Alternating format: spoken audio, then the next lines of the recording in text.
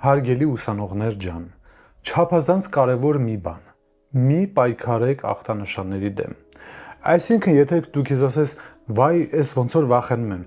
ես ինձ պիտի հանգիստ պահեմ, ես չպիտի լարվեմ, ես պիտի կենտրոնանամ քննական նյութի վրա, հեսա կանցնի, ոնց որ անցնում է։ Բայց տեսնում ես, որ ախտանշաններն էլ ավելի են սրվում։ Ինչպես կարող են ախտանշանները թուլանալ, եթե դու մտովի հետևում ես քո մարմնում տեղի ունեցող ամենաչնչին փոփոխությանը եւ գրանցում ես այն։ Կամ վերցնենք քնելը։ Եթե դու քեզ հրանգավորես, ասես ես հիմա պիտի քնեմ, ես ոնց որ քնում եմ, հեսա ուր որա կքնեմ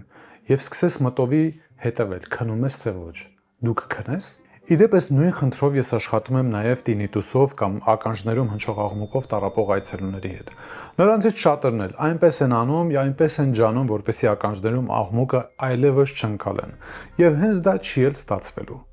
որովհետև մեր ուղեղը նրա համար չէ, որ մենք ինչ-որ բան չանենք, այլ նրա համար, որ ինչ-որ բան անենք։ Ամբողջական տեսանյութը դիտեք իմ ալիքում եւ բաժանորդագրվեք հետագա տեսանյութերը բաց չթողնելու նպատակով։